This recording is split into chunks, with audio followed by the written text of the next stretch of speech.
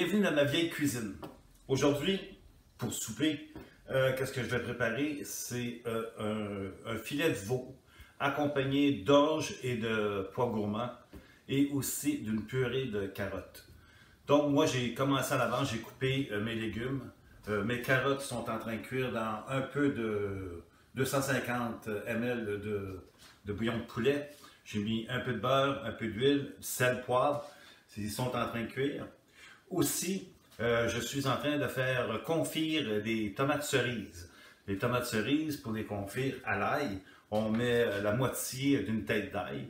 Avec cette recette-ci demande 12 tomates cerises. Et dans l'huile, et très tranquillement. Il ne faut pas que l'ail cuit non plus, ça va donner un goût amer à la tomate. Il faut très tranquillement qu'elle se confie à l'huile. Et c'est ce que j'ai fait, était une petite chaleur très douce ici en ce moment. Aussi, maintenant, où est-ce qu'on est rendu? Je vais faire bouillir mes pois gourmands. Donc, je vais partir de feu. On va attendre que l'eau bout et on va incorporer les pois gourmands à l'intérieur. Rebonjour, l'eau commence à bouillir, donc je vais prendre mes pois gourmands et je vais les mettre à l'intérieur. Je vais les laisser cuire. Je vais partir mon feu de ce côté-ci.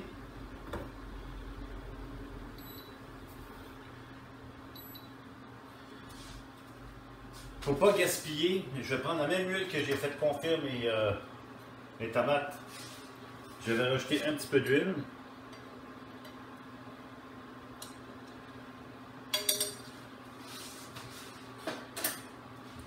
Et je vais faire revenir mes échalotes françaises.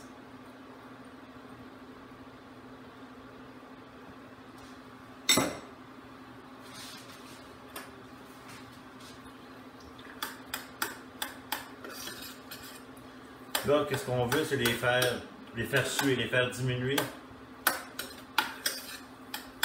On va les laisser cuire tranquillement. Pendant ce temps-là, avec le couteau, on va venir voir si notre compote, si les carottes sont cuites. Les carottes sont parfaites, sont cuites. Donc, on va les mettre en purée tantôt. Les tomates qui commencent à être confites aussi. Je vais les laisser de côté. Donc on va s'occuper des oignons et de l'orge. Une fois que notre échalote française a diminué, elle a sué comme il faut, on va rajouter l'orge. Ce qui est important, c'est juste faire éclater l'orge. Rebonjour! Qu'est-ce que j'ai fait? C'est j'ai égoutté mes pois gourmands, ils étaient cuits. On attend juste après l'orge à cuire. Pour ce faire, c'est que j'ai fait revenir avec les oignons. J'ai rajouté 150 ml de vin blanc. J'ai laissé diminuer à moitié. Et par la suite, j'ai rajouté 350 ml de jus de bouillon de poulet. Et maintenant, il reste juste à les laisser cuire encore. C'est pas tout à fait cuit. Entre-temps, aussi, j'ai fait ma purée. Ma purée était prête, donc j'ai pris mes carottes et je les ai mis en purée. Les tomates, oh, ils ne touchent pas pour l'instant. Maintenant, qu'est-ce que je vais faire? C'est que je vais préparer ma viande. Toujours en hauteur, hein, lorsque vous assaisonnez, pour que justement, ça puisse couvrir partout.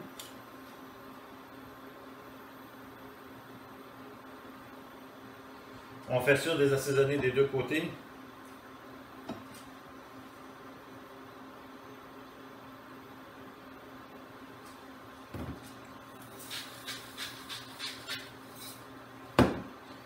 Je vais aussi rajouter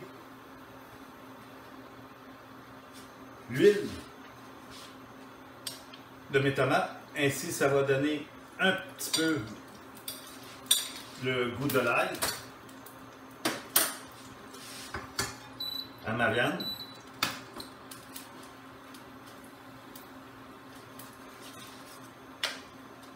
Je vais mettre un peu du piment d'Espelette. J'aime bien, ça donne quand même un bon petit goût. Les gens disent pas d'en mettre trop parce que c'est quand même fort. Donc si vous n'êtes pas habitué à manger épicé, mettez-en pas beaucoup. Mais moi je trouve personnellement que ça n'a pas vraiment un goût fort, mais plutôt un goût qui ressemble, je trouve un peu au paprika.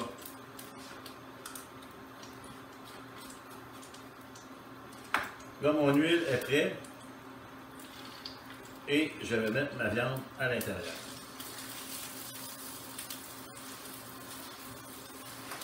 Mon orge commence à rebouillir.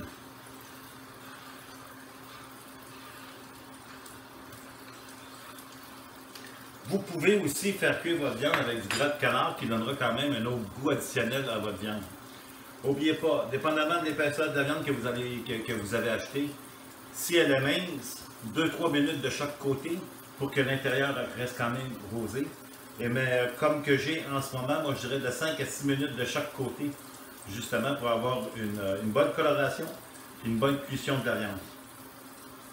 Donc maintenant, il reste juste à attendre la cuisson. Une fois que ma viande va être prête et que mon orge va être cuit, je vais vous revenir et on va faire le montage de l'assiette. Donc, à plus tard. Rebonjour. Mes viandes sont maintenant prêtes. Pour le savoir, c'est facile. C'est que vous pesez tout ça avec votre doigt et quand vous voyez que la viande revient, ça veut dire que la viande est prête. Le truc, au fond, c'est si vous voulez votre viande bleue, prenez votre pouce et votre index, pesez ici, vous allez voir c'est quand même mou, ça veut dire que votre viande est bleue. Prenez ça un peu plus difficile, ça veut dire que c'est saignant. Cuit, et bien, smell de botte, là, comme qu'on appelle au Québec. Fait que, présentement, ma viande, elle est saignante, elle est encore rosée à l'intérieur. Donc, je vais l'enlever du feu. Je vais le mettre sur un papier essuie-tout, ainsi que pour que justement l'eau de la viande ne rentre pas dans mon plat. Je vais fermer mon rond. Non, c'est pas vrai. Je vais rallumer mon plat. Lui, je vais le baisser. Comme qu'on peut voir aussi, c'est que je vais prendre mes pois mange-tout et je vais mettre mon orge à l'intérieur.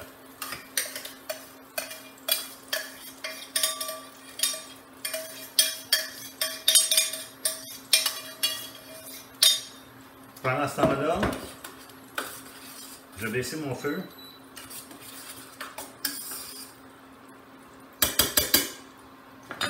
Ici, il ne faut pas gaspiller pour faire une petite sauce. Qu'est-ce que je vais faire? Je vais prendre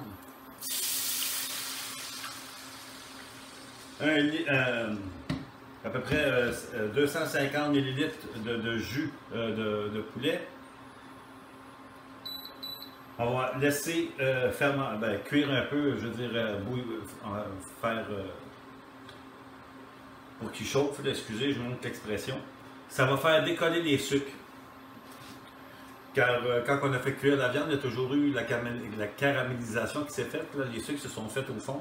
On va les faire décoller, puis c'est avec ça qu'on va faire notre jus, notre sauce. Là, je vais juste goûter ici pour savoir s'il ne manque pas d'assaisonnement.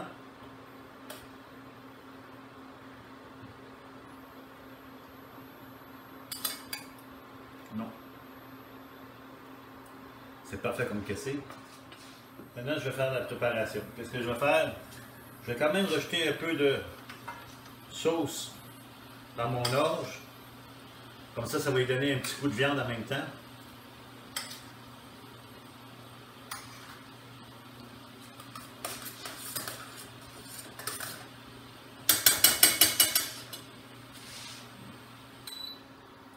J'ai mis mon feu. J'en ai mon plat plus proche de moi.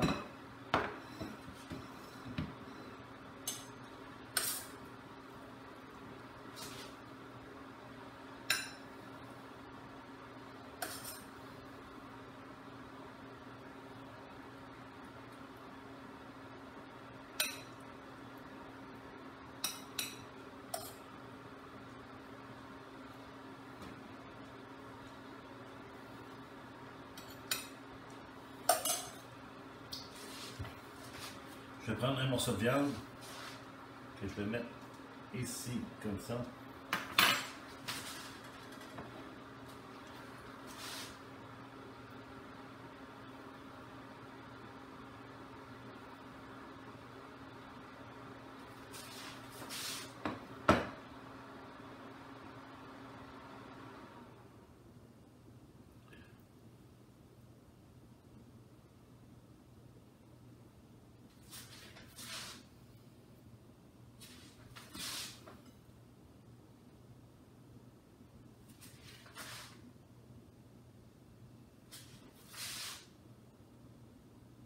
comme ça. J'ai préparé des roquettes aussi, si vous voulez. Comme ça.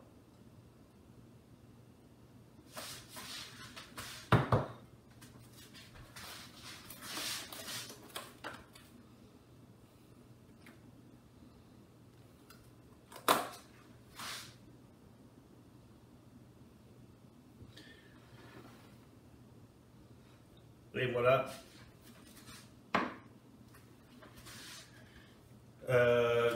Le filet de veau avec de l'orge, des pois gourmands et avec une petite roquette à côté.